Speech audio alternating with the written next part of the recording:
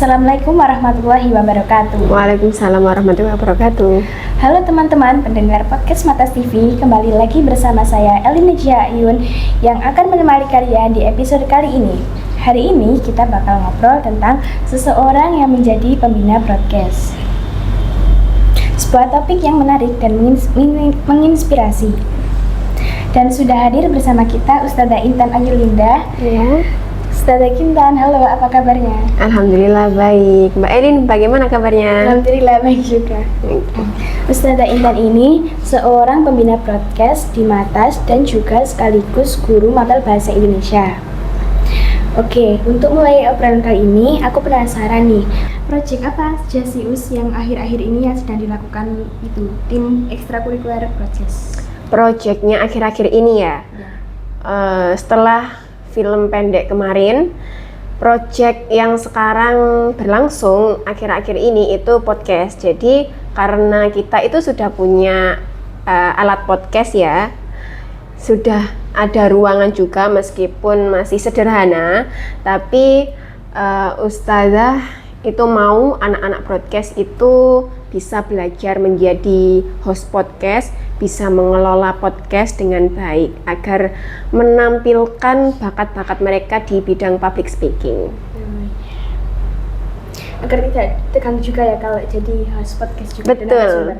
Iya, agar tidak tegang, agar terbiasa. Karena kan kalau seringnya kita itu latihan, meskipun terpaksa ya, tapi itu adalah awal menjadi awal untuk membentuk kompetensi public speaking.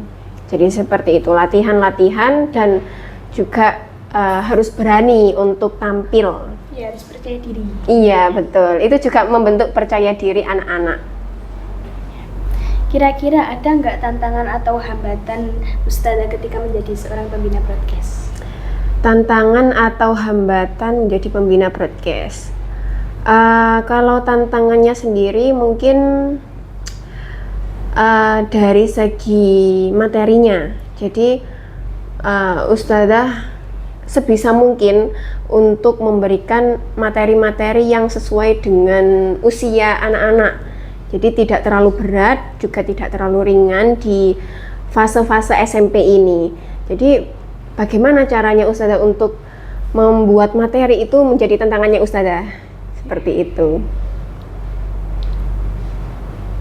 Apa kesan atau perasaan Ustazah saat menjadi pembina broadcast? Perasaan, iya, perasaan dan kesannya bahagia sih.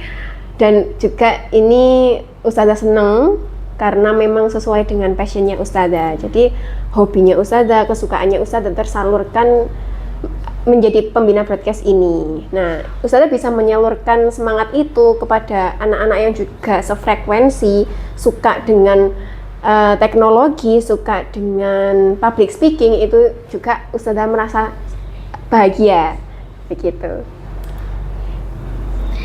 Apa harapan Ustazah saat ini menjadi seorang pembina broadcast untuk kedepannya?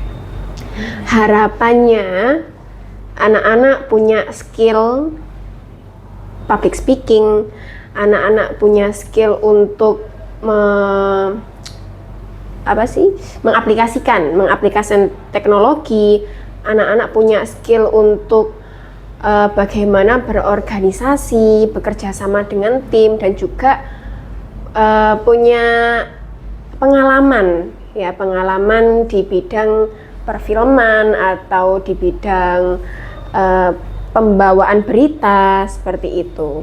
Jadi harapannya Ustazah seperti itu. Anak-anak sudah punya bekal nantinya saat SMA maupun saat kuliah, saat di dunia, maksudnya di masyarakat begitu ya, sudah punya skill-skill itu.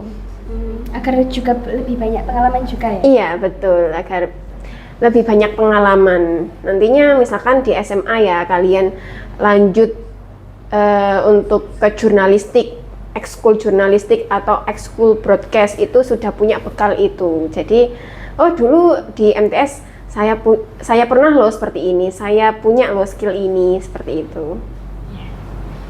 Oke, sekian dari obrolan kita hari ini. Terima kasih waktunya Ustazah Intan dan terima Iya, kasih juga sama-sama. waktunya teman-teman sudah meluangkan waktunya untuk mendengarkan podcast ini.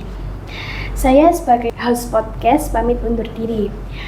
Apabila ada kesalahan atau kekurangan, saya mohon maaf. Wassalamualaikum warahmatullahi wabarakatuh. Waalaikumsalam warahmatullahi wabarakatuh. Terima kasih Mbak Eli.